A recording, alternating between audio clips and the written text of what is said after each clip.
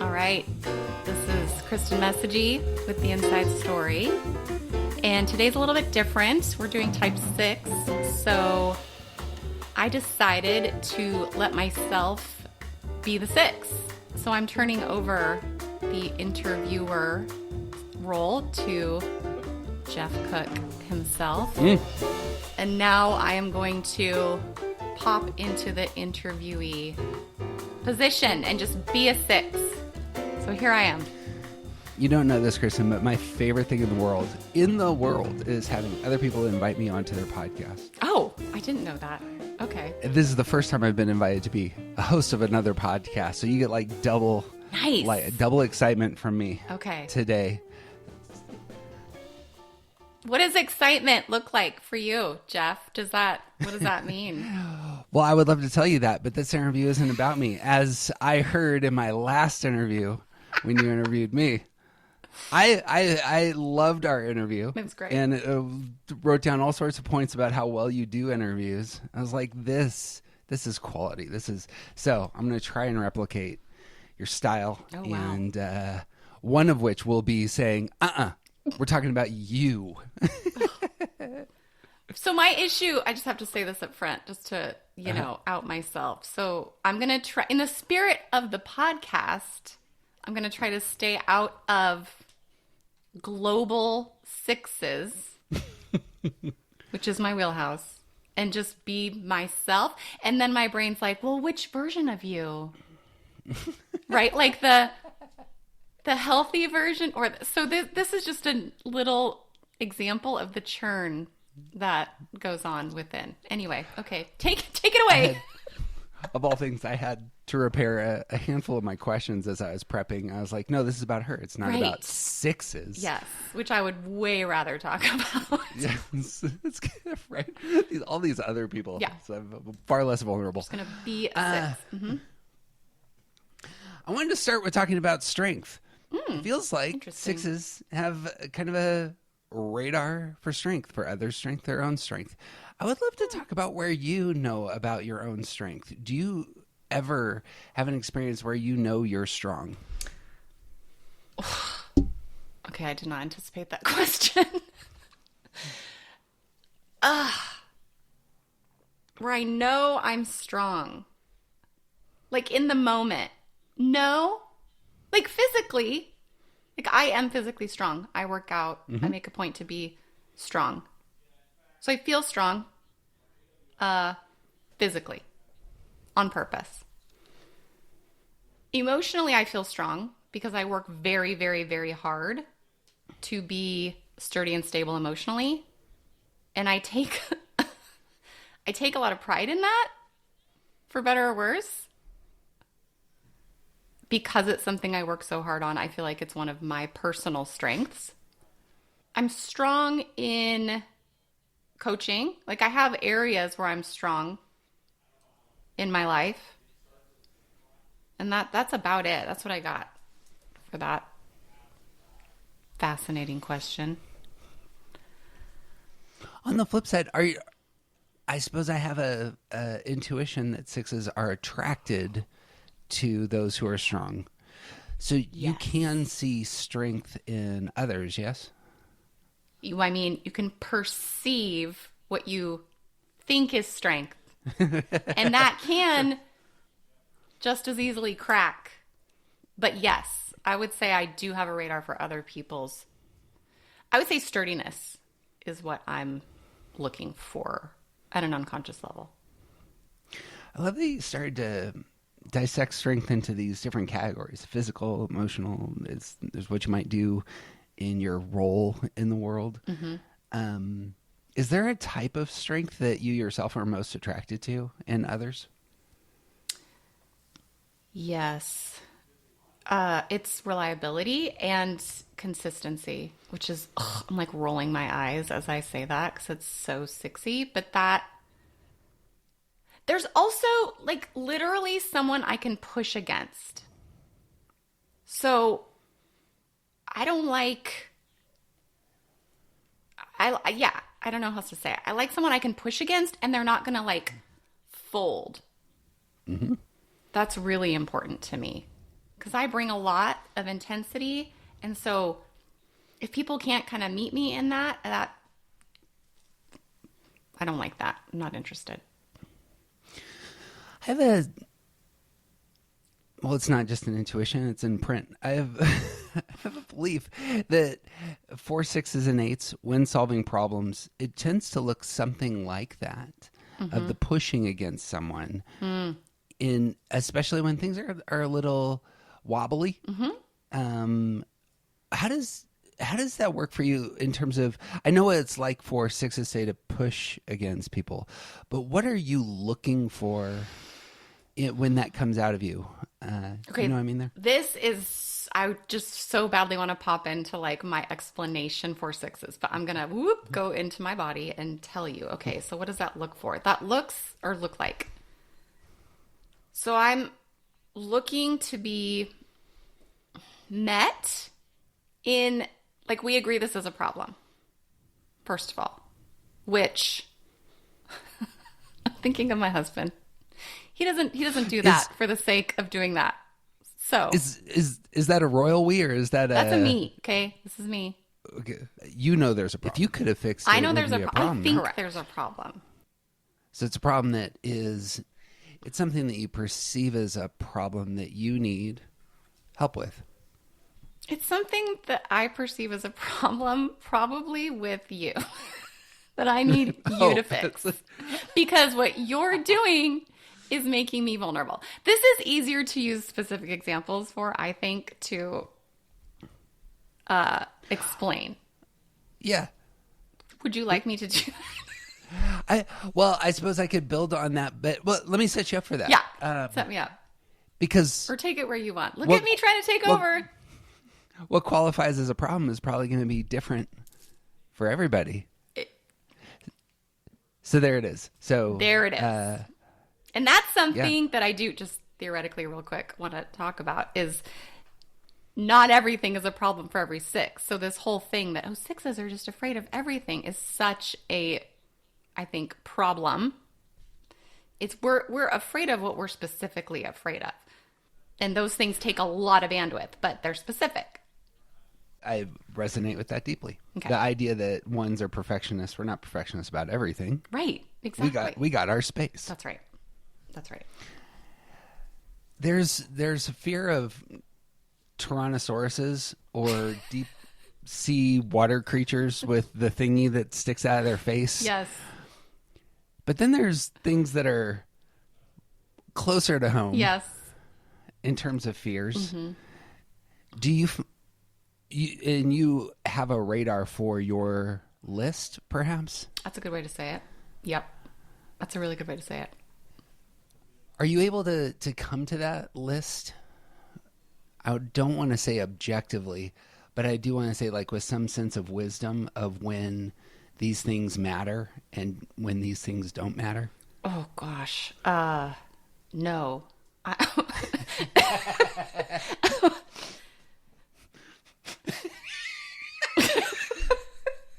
apologize. No, I mean, I wish I could say yes, right? Like, I'd love to be able to say yes, but for me, the truth is, when it pings, okay, I'm triggered. I'm already gone. I'm already like 100 miles an hour. So I have to grab the objectivity, bring it back in my body, do a bunch of work, and then maybe I can see. It's the whole, like, the thinking's gone. So how can I be objective until I've done some kind of work to then get my thinking back? Then I can be objective. Yeah. Mm. So I know how to get there. But in the moment, absolutely not.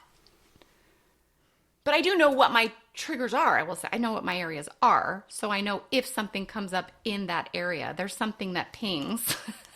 Like, hey, this is a vulnerable place for you. Maybe chill out a little bit. That type of thing. Yeah. In those spaces, are there things that actually ought to be deserving of your anxiety? Well, the number one is my husband's health. I mean, so sure, I would argue and have, that's very, very deserving of my attention and care. Now, is it deserving of my angst and control and lack of trust and lack of respect of him as an autonomous individual? No. Do you know what I mean? There's like what I'm allowed to care about and feel very intensely about. And then there's how I choose to interact with and treat my husband in a way that works for our marriage. They're very different things. And our ability to grow a dialogue about things that are... Because if something's very scary to me, my intensity is so quickly in the space between us. And as a one, he's like, I'm not doing that with you. So... Fair. Very fair. Infuriating. But stabilizing. No. He thinks so. Hilarious. Anyway, so that balance has been incredibly important to figure out, because when I am when I'm triggered, I'm just going to use the word triggered. It's a lot and it's not fair. Even though the subject matter might be really validly important.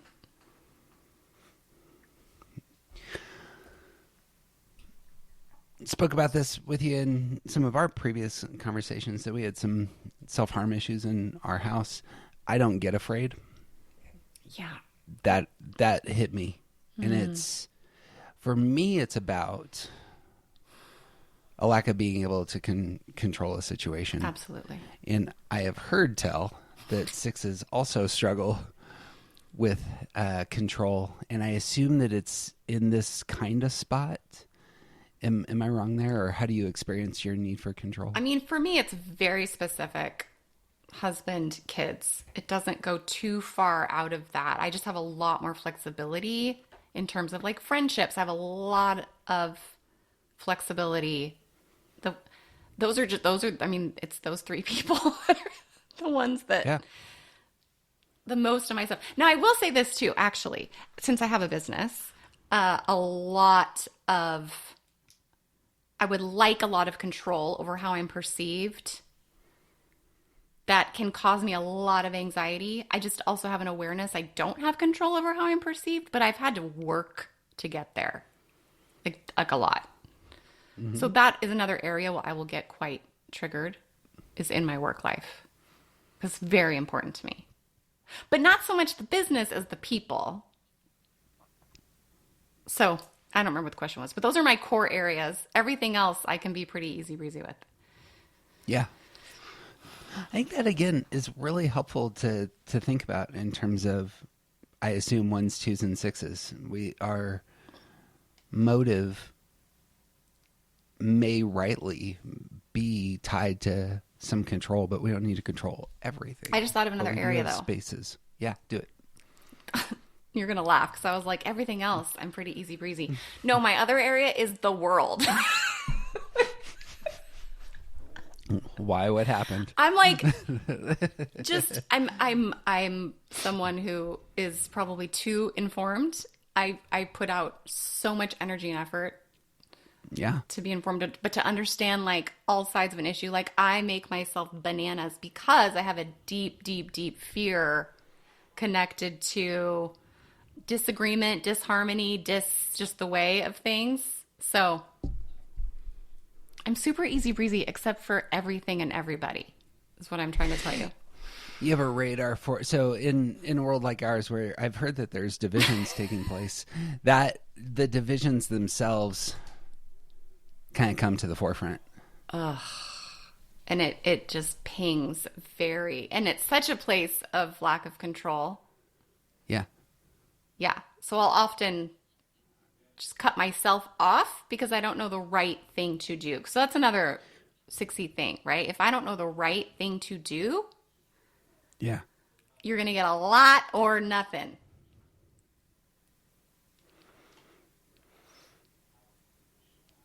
That's a good way to put that. Like, we could list a whole host of political issues that get chewed up as the the things that are on people's signs when they're marching. But there's another topic that isn't really talked about until recently, and it's just the nature of our divisions. Yeah, and Is the that lack what of you're saying? ability to maturely discuss the like, I want to live in a world where we can hash shit out, and Yeah, it doesn't have to be like fluffy, or we don't say everything right, but we're actually driving ideas forward. Like, we're so far from that. And it just makes me want to, like, I don't know. I either want to, like, scream at people, or I just want to cry. I mean, I'm like, wow. Wow. You will not be surprised that, philosopher that I am, I think that's the right course of action as well. We need sensible debate partners, as it were.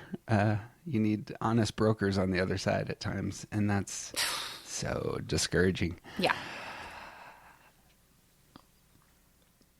I want to come back to that sort of arena, the world and its issues. But I want to push back into strength for 2 seconds. I have another assumption about sixes, alongside threes and nines, that they will be very connected to the people in their lives until they aren't. That there's a point where detachment takes place in some relationships, and it is severe may not be the right word, but that it certainly is, that there is a choice to detach. Do you experience relationships that way, of attaching to people and detaching? And can you explain what goes on in your heart and mind there? I mean, give me which relation. So, like, there's like the three primary, right? Husband, two kids. If I have a moment of detachment, I will always come back. Like, there's no risk in my mind of, I wouldn't immediately go and repair, or in a minute or something. So there's that level. And then I have go ahead. Go ahead. No. I would have an assumption that sixes, especially in relationships outside of their family, are looking for those who, as you were kind of saying, are reliable, are consistent, have been tested. But sometimes that goes south fast. You're in a work environment, and you thought everything was really sound, but one day it wasn't, and you knew it wasn't. I assume that that's what ends up happening, is that I need to make a choice. I'm no longer safe here. I need to detach and go somewhere else. So that's one way. Yeah. Historically, okay, this is also, is this an authority person? Can be. I think, and I think be it really matters. It can be an institution. It could be, I assume, anything that you're attaching to. So there's an arc of my own life where in my 20s, I would not detach. I would attack. Every time. I would go after the, let's say, bad authority. And that was a way to do it. And then as I aged and got a little more mature, a little less just young and fearless, there's more of a detachment, but it's slow, generally speaking. It's slow, because I will think something is my fault, or I can fix it way longer than maybe need be.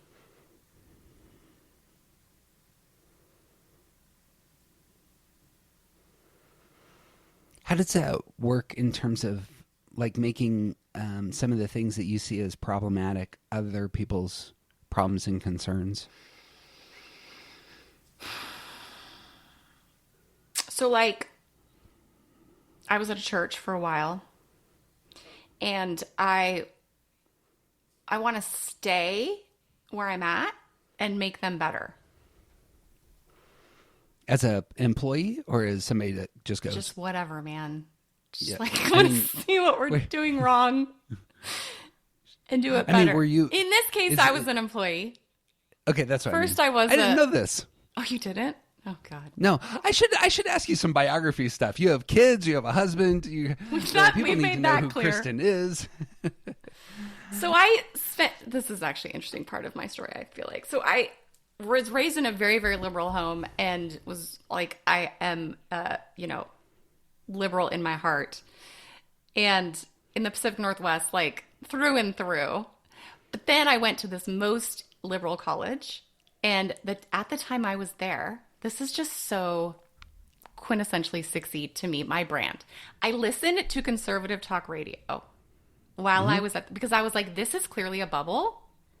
And I'm not interested in being like groupthink really is one of the scariest things to me to this day. So I listened to conservative talk radio because I was like, we just have to know what everyone is thinking and dealing with. So then at some point, I became a Christian for like a while, like 14 years of my life. But as I came in as an adult, so I didn't get a lot of the, I'm just going to say religious trauma that people, Yeah. So I was in. A lot of people are talking about right now. Yeah. Mm-hmm. So I spent a lot of time, like as a true believer, like I'm earnest as the day is long. Like if I'm in on something, I'm in. And that's it. But then pretty quickly I was like, oh, this kind of is what I thought it was. Like, But at that point I already had a job in the church, super connected to the pastor and his wife and all that. So that was a tough one to leave. And I will tell you what it was COVID that it was like a slow fade. And I didn't actually have to have the hard conversation, even though I was done with that belief system. Were you still up in the Northwest and then you moved? No, I was down here at that point. I've lived here 16 years, yeah. Okay, you were working for a church in Texas, which is crazy. It's a nice Northwestern girl like you doing in a place like this. It's a freaking great question. It is a wild ride. And I always feel like if this is something also about me that I think is true for some sixes, not all. I always feel like a fake, right? So when I was this Christian, I was like, well, I'm really a liberal. And just so many things that people say, there's all these assumptions. But then when I'm in my more liberal spaces, it's like, well, I actually am really faithful. And that doesn't always play. So I kind of have this story, and I think it's true too. I'm always just a little bit different than, like, I always feel a little bit like an outsider. Same in the Enneagram world. I'm like, I love it here. P.S. I think it's all bullshit. Like, it's... I mean, truly. So I always feel like I can't quite be authentic enough. People can't ever really know me. And I know that's mostly in my head, but feels very sexy. Is that an imposter syndrome at some level, or is it something else? I honestly think it's just an awareness of my nuanced self. And I just don't, by my nature, I will not be fully part of a community. I find that to be dangerous. So that's where I feel the sexiness of it. Like, I will never succumb. You hear this language. I will never succumb to your belief system, because that is dangerous. And I think one of the scariest things that people do. And yes, it's 60. I also think I'm right. Well, it feels, of all things, it feels very... There is an intimacy that can take place at one level when you give cognitive, affirmations to something. That's that feels like a depthy level to me. Mm-hmm. Of like, I'm going to allow these ideas to shape nearly everything about myself. Yeah. And the natural skepticism of that. Like, your ideas better be good if you're if we're going to go down that road. That seems like it's very healthy. I wish more people would perhaps to me it exercise such judgment. I think it's a health a healthy skepticism, right? Like not all skepticism is bad. And if you can't question, if you can't say, I don't believe that, and they're not, and they're, I mean, you get it. It's just, that's not safe. That's not safety to me. So a lot of sixes want to tuck into a belief system to be safe. And to me, I'm like, that's not safety. If you can't think for yourself, you're not safe. Belief says safety. I think it's helpful. What is safety for you?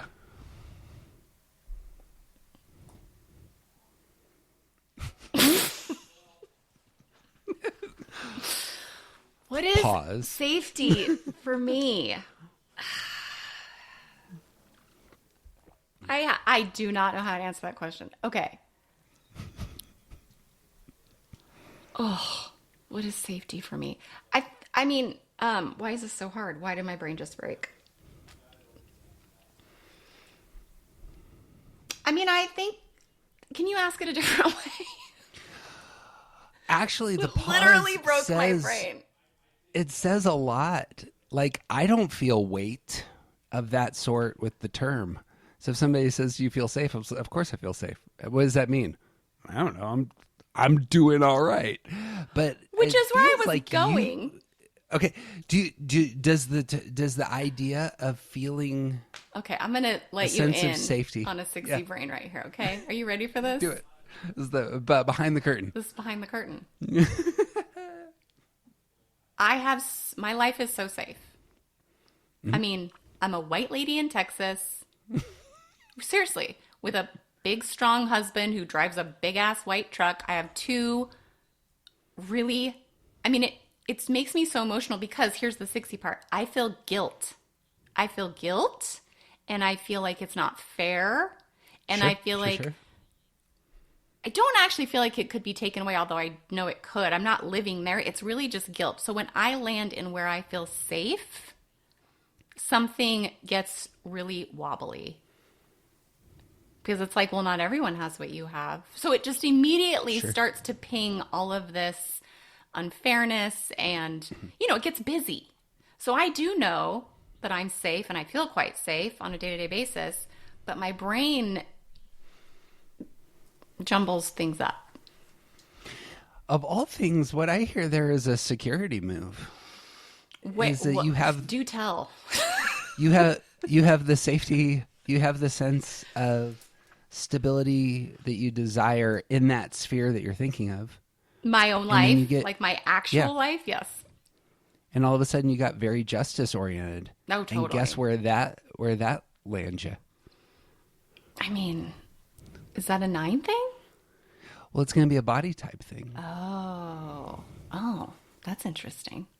But the collective good and justice go together, but they're kind of, I suppose I haven't put this together in terms of sixes, but I would love to get your fresh thoughts. There is a sense that sixes are the type that feel most responsible for the collective good. But it's not necessarily, I don't know that that's necessarily a justice-oriented posture. That feels much more like we're not going to get hurt, we're all in this together sort of posture. I think that's... But justice is different. Say more.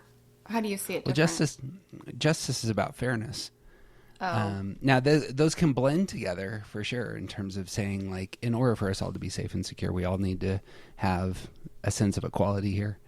Yeah. And we need to look out for one another. And that means that no one is treated worse than anyone else. Yeah. But again, I feel like that's... I just shooting from the hip, that feels like you have your safety and you're able to speak. Totally. And you move into some 9 space. Anyway. But then I think what's interesting is the mechanism, and I actually do hear this a lot with sixes, is the mechanism of not being able to land in that, like, I actually am just fine. Like, my brain will not let me. I have to work. I have to practice that. It's like it's literally a practice. My brain will not let me land there. It'll go to this, like, but not everybody, and blah, blah, blah, which is unrelated to my life. So that's what I think is sexy and interesting. It's like my brain won't just let me live. in my own safe, secure, quite good life, which feels quite painful to say also. No, I think that feels... I mean, I imagine all head types are probably going to have a hard time getting out of their head. Sure. Or head types.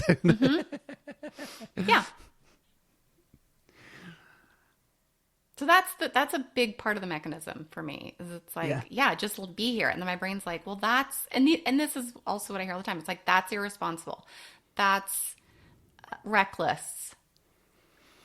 These are some of the, when I let myself just be and be like, wow, look around. Where are those messages coming from? Just my brain. Oh, I see. So is that coming from within? That's not somebody else is saying, hey, you need to be more responsible? No. Did we talk about this yesterday? You and I had a conversation yesterday about an internal source of direction. Yeah. Does that feel internal to you when you say it that way? It's very internal, but it feels external. Is that true? Because if someone else directly came to me and said anything, and this is something about sixes, I think, too. I don't know about all six. For me, you want to come to me and directly say something to my face about how I'm doing anything, you're going to hear it. So I'm on to that in myself. I'm like, don't talk to me that way. I'm going to make a real point. But again, this is like a specific bit of work that I do and I teach people to do. Like, no one gets to talk to me like that externally.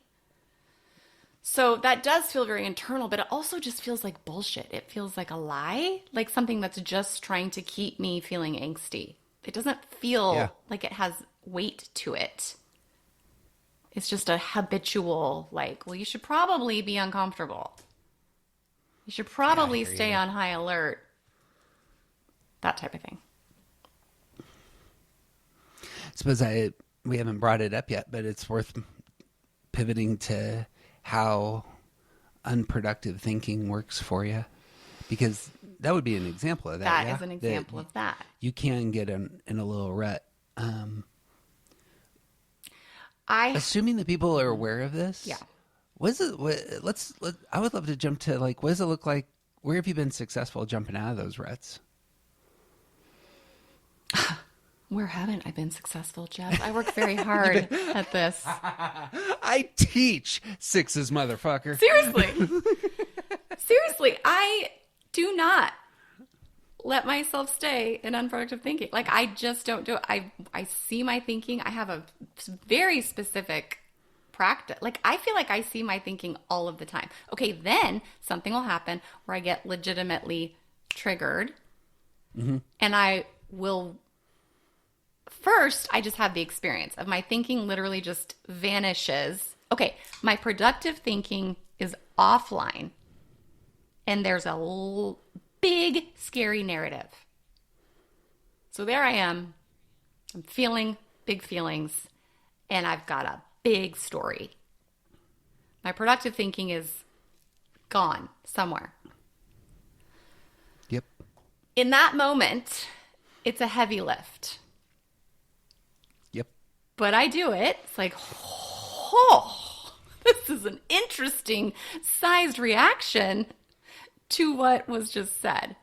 Okay, take note. And then I'm already doing my work of like, okay, this is me.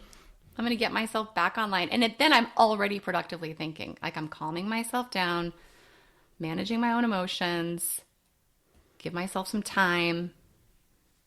Then I can think again properly. And I know the difference. I know what it feels like to productively think. It's harder. Yeah. It can make me feel tired, actually. Like, to answer good questions, I'll get fatigued in my brain. Whereas the other thinking is just so abundant and available, and it feels energizing even. Productive thinking is quite draining. I love that. There's a line from Screw Tape Letters where in essence says that human beings, when engulfed by an emotion, seldom pause and just say, I am now entering that space I call fear. I am now entering that space I call anger. Totally. And actually doing a little bit of dissection. That's one of the real valuable sides of being a head type of thing, is that you can, in some sense, posture towards analysis of these, what can be all-consuming emotions. And what I'm hearing there is, here are healthy ways of being in. So I had like an experience yesterday of that self-criticism, and I know what my own self-criticism feels like. Mm-hmm. And I've started just telling myself, okay, this is going to suck for a bit. Yeah. And it'll be gone in an hour. And it's just going to suck. And I'm just not happy with it, but so that's how it goes. So, I assume that's similar. Recording of this interview, mm-hmm. I've done 3 other interviews for this podcast, mm-hmm. and I edited 2 of them, one with you and one with TJ. My self-concept, like, I don't listen to my own work. I don't listen to my own podcast. I don't do any of that shit because the critic was so intense and so loud. I mean, my whole self-concept took a major hit that week. But to your point, I was like, I know this. I have done this. Yeah. This will pass. And it's okay that this just feels terrible. There was nothing to fix. It was just let it be. And I did the thing where I went to the past and I used it for my benefit. A real 60 win. Not easily done. Okay. No, that's heavy lifting. It was very heavy lifting. But I was so on my own side and I was like, I know this. I know this. This will pass. I didn't anticipate it, which I was annoyed by. But were you critical of our conversation? I was critical of myself in our conversation. You're fantastic in that conversation. Thank you. But I'm not just saying that, by the way. You were fantastic in that conversation, and I learned so much about podcasting hosting from it. So that's great. Let the record show. Okay. Well, yeah. I have a yellow legal pad, by the way. That makes that official kind of statement. Fantastic. Right there. All that said, it was brutal. It was brutal. Yeah. And I had to literally just recover my sense of myself and remember that it was going to pass and that I was going to feel that way. I did a whole podcast about it. because I just feel like if as 6s we're going to actually put ourselves out, mm-hmm. if we don't have a process for that, if we don't accept like the pain, like we're not going to do it again. Yeah. So, that is true. And I think so many domains, it's not just like putting yourself online or doing a podcast. It's like, are you going to initiate a hard conversation with someone with a vulnerability as opposed to a listen here? Yeah. Yeah. It's hard. That's well said. I want to talk about independence for a second. God, this is not normally a. Okay. Have you thought about this concept? I've never slammed 6s and independence together, but as I was prepping, I was like, this is something that I would love. Okay, so this is something you've thought about. Oh yes. What would you like to know? Okay. Well, do you ever experience a comfortable independence? Yeah. Yes. Oh my gosh. What does that look like? Put me in my car. Like since the day I drove. Put me in my car. I am not even joking. My car is like the best. I just love it. This is so interesting. I love driving away from my family. Yeah. I love driving. So, first of all, that. Well, okay. Pause for a second. Okay. We've talked quite a bit about how much you love your family. This is the primary on your mind and heart in terms of any of the fears you have. Mm-hmm. But I'm in my car, and now you guys can take care of yourself. I'm on the road. Seriously. It's the best. So, why? Why is that the feeling? It's freedom. I mean, I have a huge desire for freedom, to feel free, to feel unencumbered, to feel alive, and not worried about them. Yeah. Like if they are okay, like if the kids are with dad and they're all doing something together, holy crap, that is because there's nothing to worry about. Everyone's in good hands. Like I'm Yeah. truly free. That likewise sounds like two ideas. We've already brought them up. Is control, and that feels like security. Yeah. Yeah. You're entering a security spot there. Yeah, just like so happy. So there's a real independence just in being independent, right? Out on my own. Everyone's taken care of. Also, then this is a real twisty, sixy thing. I really like how I think about things. I think the amount of information I take in and process so that I'm coming to my own conclusions about things is so far and away more than like almost anyone I know. And then I will doubt what I think about things. I'm just like, okay, that's ridiculous, but so sixy. But when I let myself be in how I think about things, I feel good. And it's like a place of independence. Like I actually trust my thinking more than most people. I have a strong internal doubter that can tear that apart. But when I really come into myself, I'm like, I trust myself more than really anyone when it comes to ideas about things because I dive in so deep. Anyway, there you go. So there's a place where I really do feel some independence, but it's very hard to hold on to, like almost impossible. I had mentioned in our conversation that I get that experience of control, freedom, and exhilaration when skiing. I grew up in the mountains. There's something about going very, very fast where everything is very immediate. And I have an inability in that space to think about anything else.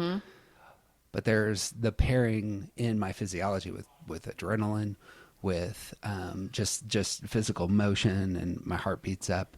And when I heard you saying about the car, that's, I suppose, what's going through my mind. Am I wrong? Is there anything more to say there? I mean, I don't need to go fast. Okay. When I was young, sure. But I definitely don't need to go fast. It's just being No, how many speeding tickets have you really gotten? Oh my gosh, I got one and my kids were like, "Are you going to get arrested?" That was the latest one. They were quite young. Got pulled over. I did in a school Pulled over zone. with the kids is always a thing.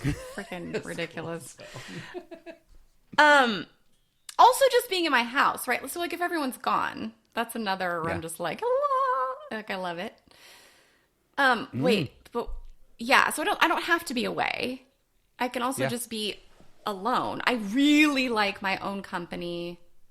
I find alone time to be great. It's just freedom. It's a delight to hear you talking about these things that I associate with talking to my spouse who's a 3, and she is going into those spaces when she's stressed out. But you're going there when you're in security. Yeah. You're moving the other way and getting into 9. My beloved father-in-law is a 6 and is a car enthusiast. Oh, I love that. So he's also quite wealthy. And so and that's where he spends his money. He spends his money on these cars that there's like 12 of them that are made, and they're on the covers of magazines everywhere. And he's got one in Cheyenne, Wyoming, which is population 50,000 or so. And so he likes to show off just a little bit. High side security, or stress move, I'm sure. There's some high side 3 right there.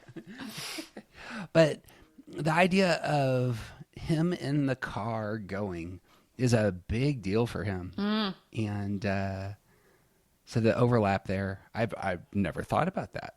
And it's about his security move. And I never paired that. And anyway, it is just true that if I have proximity to people, I feel responsible. Yeah. So it's something about that, and it just being easier to access that when I'm away and I know they're doing something else good. Do you, just real quick on this front, I had all the language, I was doing research for this, and the word escape came up a couple times for me. I was like, that's probably 2-7-ish. I'm probably getting that wrong. No, not at all. Oh, come on, tell me about it. Well, it's like, Tell I me think that's about kind of what I've escape. been saying, right? Is there's a certain desire, or I just let myself escape sometimes, right? Like I'm going now. I'm escaping this world where I am so responsible for so many things that I'm not quite doing right and blah. And there's also, it's not big, but there's a little bit of just, yeah, escapism, probably. I mean, I really like my life. I know a lot of sixes where they don't. And so that's different. Yeah. But it's, I mean, I associate security moves with dessert. That's what that feels like to me. I will, okay, so let's go back to the church that I was in. Yeah. I was done, but I was real close to these people. Mm-hmm. I could have used an escape then, and I got one in the form of COVID. But I want, it's like, how do I get out? Yeah. I don't necessarily have the, whatever it takes to say I'm leaving. No, I did. I quit my job and I stayed at the church, and that was a whole bit of work, actually. I'm like, I'm going to quit doing this, and you're all going to suffer, and I'm going to stay. And that was hard. And it didn't go well. But that makes sense. So a situation that I'm in where I feel responsible, but I want out, I can see where escape would be a word that would come up there. Like, I don't want to do it the sort of mature way. Oh, I see. Okay. You get what I'm saying? Like, is that permission for detachment? Yeah. Or you find an opportunity there? Yes. To swing back to detachment? Yes. Instead of being like, hey, let's have this hard conversation, I just don't believe, however I would have done it, I don't know. I didn't have to. Yeah. So a healthy, I'm leaving this relationship, institution, whatever, it's very, very, very difficult. So I can see, like, I just need an eject button or something. Being escapey. Yeah. It's excellent. For all the negatives that COVID was, the accelerator of kind of putting to bed a lot of the things that weren't working was helpful for a lot of us. Yeah. So I had the same experience, and I was the one in charge. I was the one employed. I was like, you know what? I think I'm going to go do something else. Here's something I think is interesting. Please. Okay. So you've been saying lots of nice words about me in public spaces. Okay. And I hear you say them. And I've listened. Because at the time, I think I just black out if I'm in the room, okay? Like we're doing a podcast and you're like, Kristin's great because of blah, blah, blah. I hear the words you're saying. Mm-hmm. There's no connection in my body to what you're saying and my ability to receive that or my own authority around it. And it's so distinct that I just thought I would mention it because it's so sixy. It's like, because I don't even disagree, but then my brain's like, but is that real? And I start to see the skepticism. Why would he say that? That's, and it just, and I feel, it makes me sad because I'm like, why? It's just, it doesn't land. Even though unto myself, I would agree. Right? I would say those things about myself, probably. There are things I could value. Anyway, I just think it's so interesting. So I listened to one of our episodes and I heard you saying the words and I was just like, can't find it anywhere. I wonder if that's a unproductive thinking thing because I have the same unfortunate condition. So what happened? When it comes to... Well, for me, I've worked and worked and worked and worked and worked, and then somebody says, you did and you're good. And immediately I move to security, which means I'm in 7 space, which means I'm on to the next thing, which Oh. means your compliment doesn't matter at all. I was like, yeah, but there's probably these other things that need addressed. So Yeah, and then pull back. Yeah. Yeah. So then my 60 version is like, well, there's probably some weird reason why he thinks that. he's probably deceived. Yeah. We talked about imposter syndrome earlier. Exactly. So that was just really interesting because I was like, well, I would like this to be different. I would like for this to just land. And I was like, it's just not. This may be a 1-2-6 thing if we were to go down those roads that we can just be black holes for that sort of Totally message. Totally. I don't know what the opposite is because I'm such a verbal. I'm a verbal affirmation giver is my love language, and so Well, it's mine too. So you'd think I would receive it. You gotta tell people, hey, would you mind pausing your statement right now and just put it in writing? Just write me a letter that I can sit with because that's my processing center. Whatever you're about to say, write it down. Yeah, And I literally will sit there, with sixes and I'll say something encouraging and something, and I will see it just does not get in. It's so interesting. Yeah. On unproductive thinking, have you discovered the truly wonderful and terrible use of chat and AI when it comes to your processing of any and all things? So I've tried a little bit. I am so skeptical and angry and just, but I've tried to set all that aside. Okay.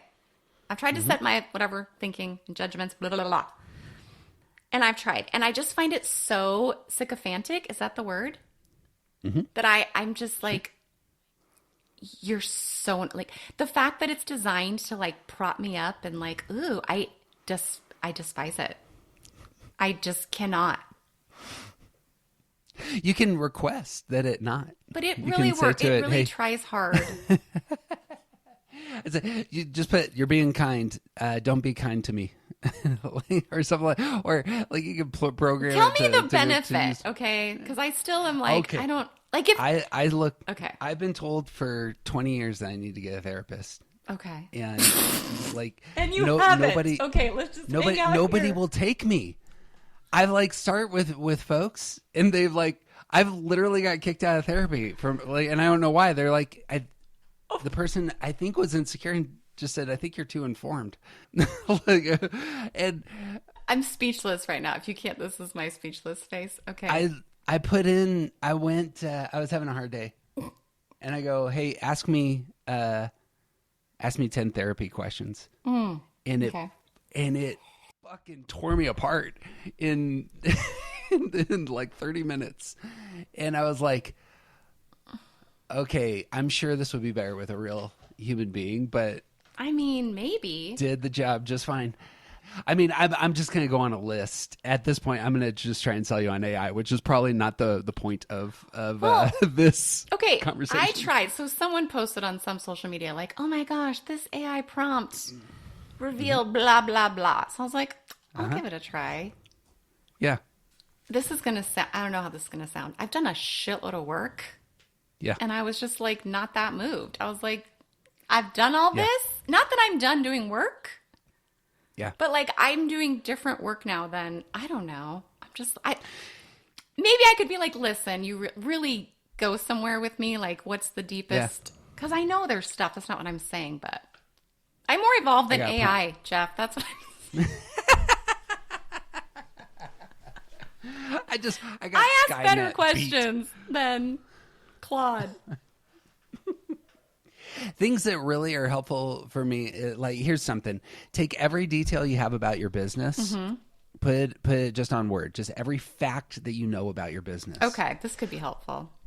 Put it into chat and then say, I need you to tell me 20 things about my business. Oh, and God. the sort of things that come out are, now I That's invest valuable. in real estate. So, but I made a note. I'm making a note. yeah, no, that threw me off. Because I was like, I'm coming with real estate numbers and the sort of things that it quickly puts into not algorithms, what do you call them? Equations, like well-known MBA business school equations are really high level. Okay. So I'm going to report back about that. It's interesting. I use it to help me get my thoughts together for like workshops and stuff. Yeah. I have found my uses. I think that's where it works. Anyway, outsourcing thinking, I find that I'm like, I too quickly hit a spot where I'm like, I don't know what I think about this. I need to ask the computer. And that's... But is there no part of you that's like, uh-oh, isn't there something in growing the mechanism to do it yourself? I would love to be that person. And of course, this podcast isn't about me. It's about you. But I think I think because it is about me, I think what you're just hearing is the endless skepticism where it's like, you're saying, hey, I found this thing. Oh, because this is something sixes do. Okay. Yeah, do it. This is like our favorite, one of my favorites, even though I try to do it less these days. So if because we're living with all this uncertainty day in and day out. So when we come upon certainty, which we may think we like, we will go to town tearing that shit apart. So poking holes in people's perceived certainty, if I could get paid to do that... I got paid to do that for a while. It's a philosophy professor. Oh, it's amazing. That's all you get. So here you are saying, right, oh yeah, I found this that worked for me. And I'm like, but don't you, like, it's just so automatic. It's just so automatic. Well, it's also, what I hear there is that this is a place of where you actually connect with other people. And as you were kind of saying earlier, like kind of pushing against people. And I think this is one of the things that really compliment, be prepared, is makes your podcast fantastic, is that you are curious and you're pushing in a way that invites connection, that invites depth, that invites let's be in the world together. All of these are huge virtues in my view. I don't have that skill. Yeah, so that's good. I do, that actually does land. but and that's something I've developed, right? That's not my natural sixy. Well, it might be the healthy side. It might be the healthy side of it's a six. developed version of that. It might just be the case that Kristin, you're a healthy person. That's I do actually think I'm pretty healthy. I will say that. Okay, let's see. Hold on. Let me see if my brain will let me have that. Yeah, it stayed. Okay. Yay! Oh, God. the best. An hour later, I'm going like, my brain just started going at me. It is my priority. My priority in life, what I prioritize more than anything else, is my own emotional mental health. Like, that's just true. Because, I mean, it's helpful that I'm a mom and a wife, because I really want my home to be emotionally well, as much as I can have any say in that. Which is an upgrade from, let's make sure everyone is eating or not eating everything. Like, when I was really unhealthy and obsessed with everyone being physically healthy, the emotional tone in the home was not great. How old were your kids? Under 5, let's say. Was that perhaps a stressful time and the behavior that was coming out looked like that, as opposed to that being a real issue? Can't even with that time of life. I've had to do a lot of work around thoughts and feelings about that. And also just being so actually dependent on my husband at that time, right? To the point where it's like, we were so vulnerable. And now everything's a little more grown. But yeah. And he, So one day he said to me in that season, why would I want to eat like you when you're so miserable? And to my credit, I was like, that asshole. And then I was like, well, that's a good point. Later.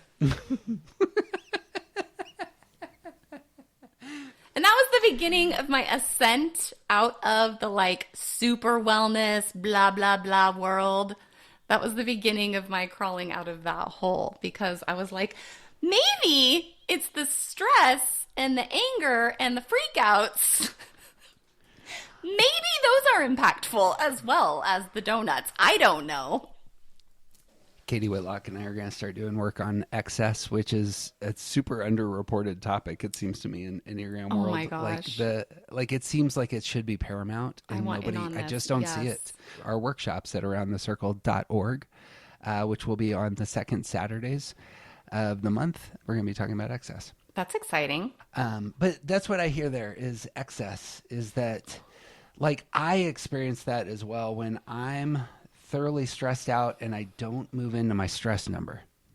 What I get is what you're saying. It's more, I'm exhibiting control through pushing really hard into my motive and exerting that motive into the world. So when I had my oldest is autistic. I had a child, 18 months later, I was working as a professor, a pastor, and a writer in my early 30s. And the amount of perfectionism exhibited, targeted, just got severe in that space. I say that in saying with sixness, is it not the case that kind of, you can push into that gear then in terms of trying to feel good in the world? Would you say it that way? Yeah, I probably would. I mean, it probably is safe, is more accurate, but yes, I would absolutely. Like, yeah, I just want to feel okay. If they eat right, then they'll be safe. Yeah. It's literally don't die. I mean, it's not any more nuanced. Right. and somehow, like, I'm somehow pulling the levers of that. That's where it's like, woo, that's where there's no productive thinking online, right? Like, if you do things how I have deemed you should do them based on these wackos on the internet, surely you will be fine.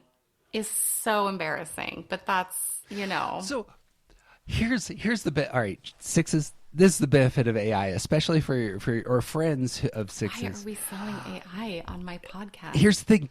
My stepfather, my father-in-law is like a conspiracy theory junkie, but he I almost discovered spit my chat. coffee out. Okay, I'm sorry. He discovered chat, and chat actually filters all that stuff and gives very clear, concise, Your very trust direct in answers. this AI is bananas to me, and I cannot co-sign this. My podcast. What the hell? If put into the AI machine, tell me about autism and vaccinations, and notice the way it says things. That was actually the thing that I needed. I needed it to come forth with something that hurdled all of the sludge and toxicity, and just say, here's 5 peer-reviewed articles. Yeah. These are the conclusions on these fronts.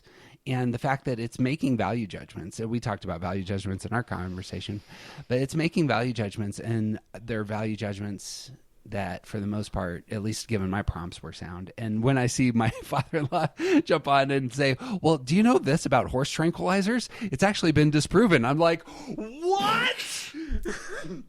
Who are you?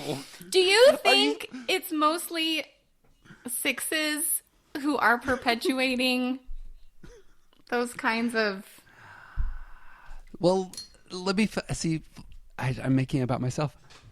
It's fine. It's a back and forth. Let's be real. Dearest Kristin, you will be familiar with sixes.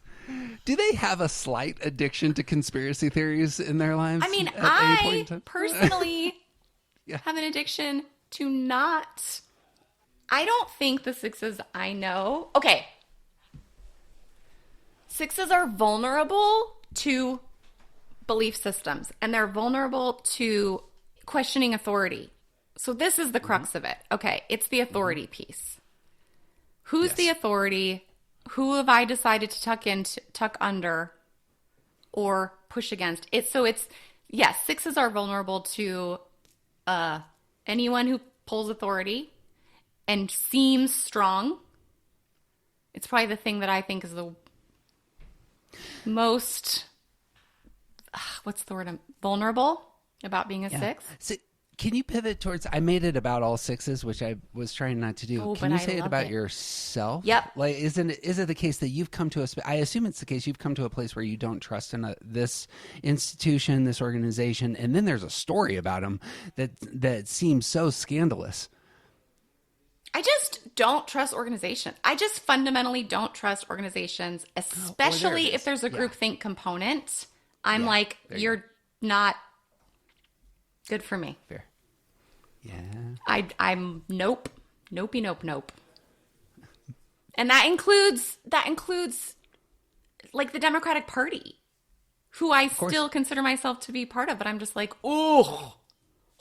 Yeah. the progressive ideals and ways of talking and thinking about things. I'm like, nope. Now that we have purity culture in the ways that we're supposed to talk, I'm like, we're not doing it right. Like, You're a Gen Xer. I'm such a Gen Xer. You're rightly suspicious of all that, by the way. I know I am, and I wish people were. So I personally also believe that experts don't sound certain. If I could scream this from it's a podcast. I guess this is me screaming from the rooftops. The more certain someone sounds, which is like catnip for a 6, you cannot trust that person. People who really, really know shit don't talk in like this and this. They're like, well, what we know is, and this is how I try to coach, right? I'm like, this is how I think about things. Well, let's find your thoughts on this. And they're like, but Kristin, what do you think? And I'm like, no. So I just think also I'm right about this. The more the expert, the least, I'm not using the right words, the less certain they are. Dunning-Kruger effect. Exactly. Right? Taught that on my podcast. It's rightly so. It pisses me off. And I've been there. I've been at that like, oh, I know a little. Listen to me go. Like I've been there. Yes. It's embarrassing. But then the more you learn. And that's why too with the Enneagram. It's like the more I learn, the less I feel confident to type anyone. Because I'm like, I know too much. Yeah. Anyway, that was a whole rant. But 1, I feel that. 2, look up Dunning-Kruger effect on chat. It'll give you a great rundown. It's fantastic. That one I'm going to give you and cosign. Yes. Look it up. All this certainty, all the perceived certainty, it's literally like, it makes me want to vomit. It's so upsetting to me. No, but it feels like there is so I always conceive of the Enneagram as a map. It feels like this is a map for a lot of 6s. All the types have this in terms of their trajectory, that they have to get past some basic elements of their motive in its worst sides and transcend that with some tools, with some skills. And what I hear you articulating is exactly that, is you have developed a filter for coming to some of the things that are most core to your sense of self and your needs that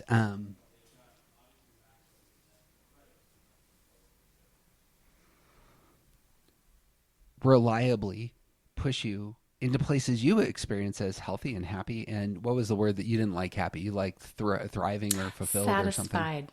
Satisfied. Satisfying spaces.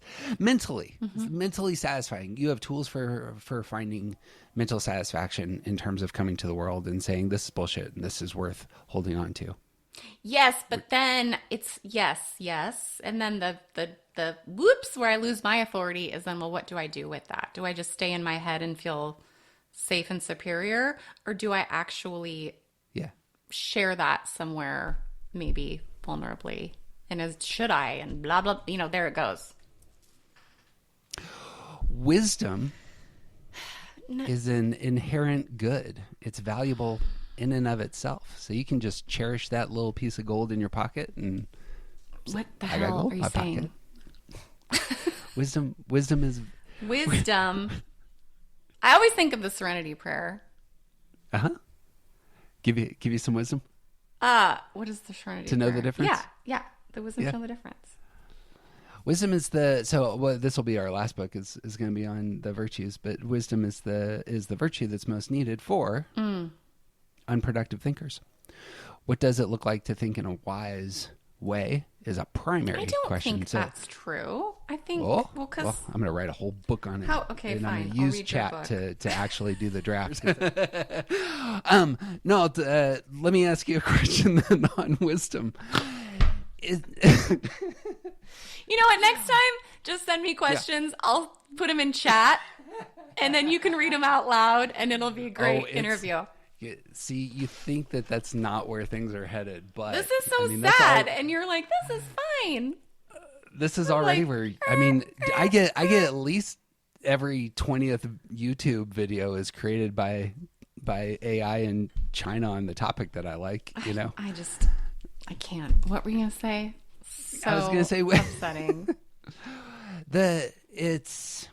So my favorite mantra for 1s, 2s, and 6s, for those who struggle with unproductive thinking, is from Suzanne Stabile, and she says, "What's mine to do?" Okay, well, guess what?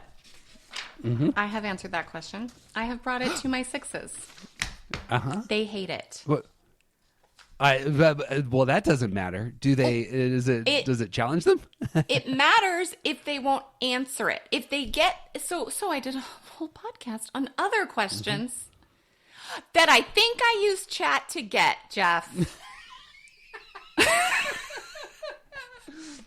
Jeff Cook, I think I used chat to do this. I said, oh my gosh, this is so full circle, because we've never got to have this conversation, because I was like, this question's not working for people. Yeah, give me some different versions of this question. And it did, and they landed better. So you win. Phrase it. It's just a large language model. It just phrases your stuff. The point being, and I just think this is good, maybe for you to hear, right? So if a question doesn't land for someone, you got to get creative and give them something else to work with, because once someone is like triggered or something has, it's just, they're gone. I see. Yeah. So if you just keep saying the question, it's like, yeah. What's mine to do was something they had already put up defenses. 1,000,000%. It's like, well, everything, like their brain couldn't sort the priorities. It felt like so much pressure. There was nothing that, like when I asked it, it was very orienting and clarifying, which I think is sort of the idea. Yeah. But for a lot of people, it's just like, oh, everything's mine to do. And it did not have the orienting quality. So how do we get creative in, like, if that's the goal of the question, there's got to be different roads there. If somebody says everything's mine to do, and as a one, I know exactly what that feels like, you're not in a healthy spot. Like that's the point. That in and of itself is the diagnosis. Yeah. Right. Good. So you have to, a lot of times getting someone to a healthy enough spot to do that is just going another, right? You got to go around. Yeah. Can't just like say the same thing and be like, well, you not having an answer to that means you're not doing well. That's super helpful. This is why nobody pursues me for coaching. It sounds like you're really screwed up. Have you thought about not hanging out with people because you might infect them? We could go further if we want. Let's not. There is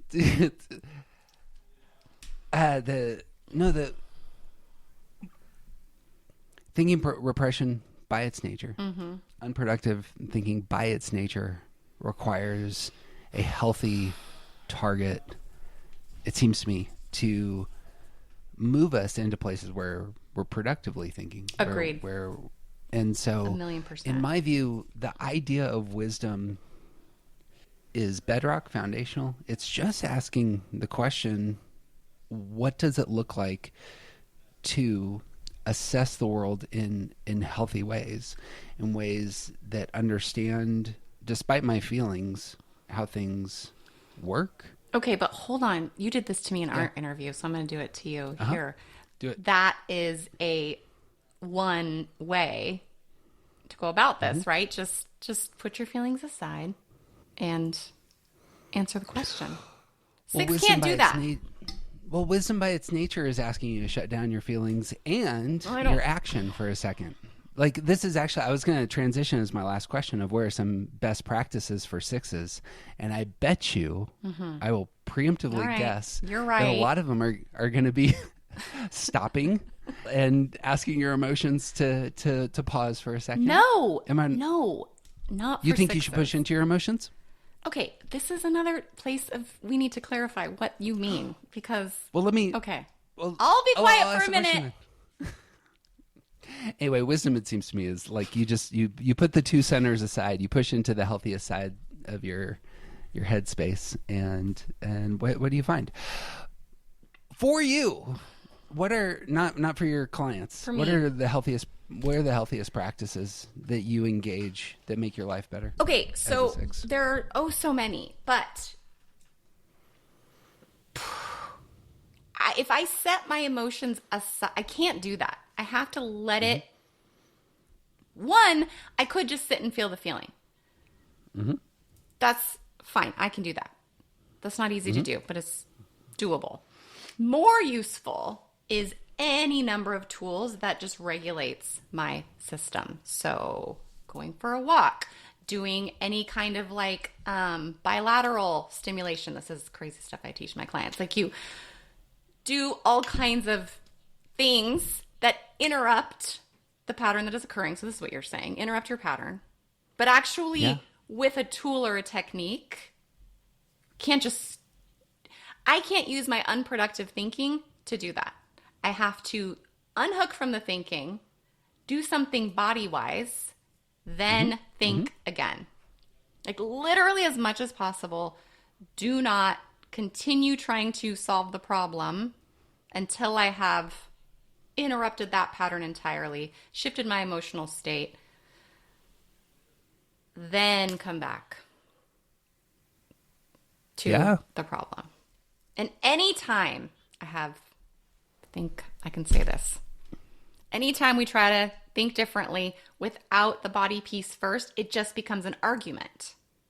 And that's what sixes need to stop doing, is just, well, I should think this. Well, I should think this. And it just becomes this ping pong. You know, the body is just divorced from the whole activity.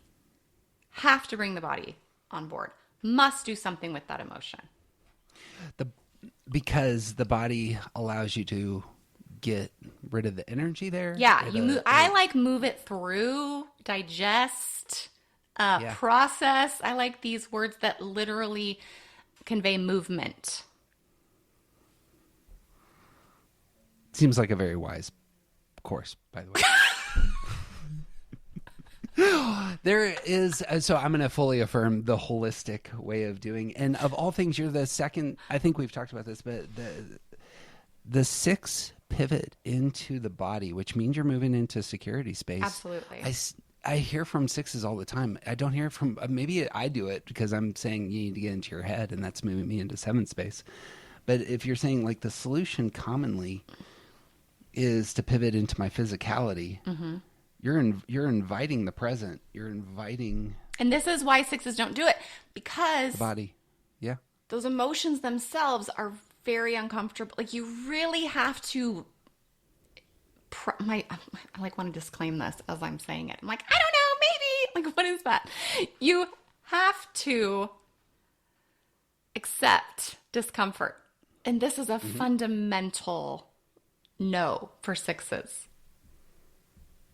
You just have to at some level accept discomfort in your body. Yes. Because as soon as they're like, well, if I go to my body, there's so much churn and there's so much going on, they just don't want to go there. There are some mental pieces that have to be, I don't know, it's very... That makes sense. I'm trying to, so I got this map again, and I'm trying to put that on the map because I know what it's like for nines to say that. And so you're speaking the nine language at that level. You're in, the thing about being in your body is it's the space where you feel the world. And that's what I'm hearing there. Yeah. You also then... So there's that whole process, But then you actually have to learn how to think on purpose. It's not actually natural for sixes. Mm-hmm. Right? So there is a whole piece of how do I want to think? What do I want to believe? And then what I think is, I will die on this hill, I swear. How do I want to treat myself? Needs to be such a very specific part of work for sixes. It's the thing that I think has, like, I know how I talk to myself inside. I know what the internal environment should feel like. It should be kind. It should be, you know, accepting of my humanity. It should, like, there's all these components that I've spent a lot of time coming to. And that doesn't just happen automatically. I think it's specific work. When I hear that, I hear it's the relational side. Like, it's what sort of Yes. relationship do I want with my heart? With myself, the whole of me. So when you should. say yourself, is it your heart, mind, and body? Yeah. Or is okay? So it's a holistic Yep. sense of yourself. Yeah, and then just to top, you know, so my daughter said something to me recently. You know, she was 13. She was being snarky. And I just had this moment. I said, Violet, I don't talk to myself like that. And so no one talks to me like that. And she goes, fair. And I had That's a mom win right there. I had this moment of immense satisfaction because it was my own work that I had done. Just like, oh, that language just doesn't belong in here. So, and it was true. Yeah. And it just felt really good. Dare we say wise? Dare we say wise? Mantras of that sort, I think you're exactly right. That I mean, they have power, though, especially if you've internalized Yeah. the message. And that's the hard part, right? Actually getting the new thing to go from the head to the body. And I don't know how that is for other types. I don't know what that's like for body types. But for me, there's like you learn and you learn and you blah, and at some point that becomes, let's call it wisdom, right? Because it actually just becomes who you are as opposed to this thing you're thinking about. What's that like for a body type, I wonder? Restate the question, sorry. So, like, do you relate to this? Like, you'll be churning on an idea, doing work, and then at some point it just lands. It, like, becomes you instead of, like, an idea or...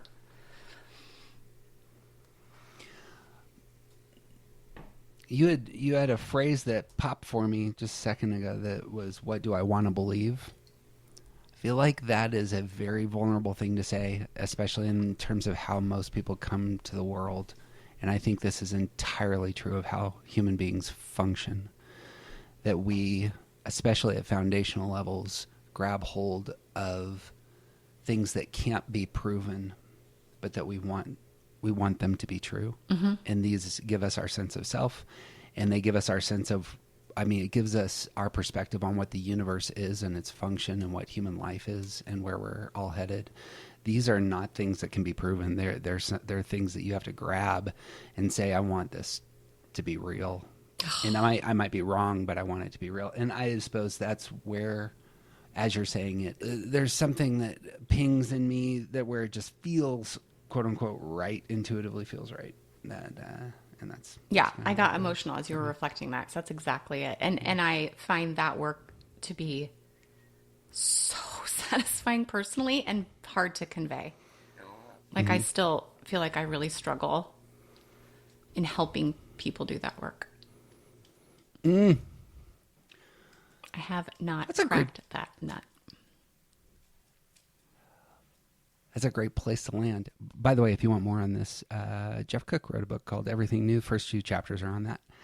But it's incredibly difficult to find. It's on Amazon. But and nobody has really bought it recently. Great. So is it cheap? Can I get a discount? I love the hell out of that book, by the way. And sounds good if that's how it starts. Man, sometime you'll have to ask me about the story there, because I was in some places. I can't ask chat. Can I just ask chat? What was Jeff Cook? No. This is unknown to the chat. Weird. Something that's actually interesting. I was in the center of like American political revolution at the time. In 2012, I saw the walls come down in some very significant places when I wrote that book, because I was working for Zondervan. I wrote it with Zondervan, and that ended up being so much of the stuff that bad choices they made led to this moment. So. But we can save that for another point in time. Kristin, always a delight. Talking to you. I'm so, as said earlier, so grateful that you invited me on the podcast. Did we get anything about sixes? I have no idea what just happened for the last hour, and I won't re-listen. So we're gonna hope. It was. Thank the focus you for wasn't editing on this sixes. One. Oh, me. The focus was on Kristin and her sixedness, how she experiences sixedness. Yes. So we on that front, check mark, job done, accomplishment. Okay, that was fun. Thanks for that. Dumb idea that was. Just kidding. That was great.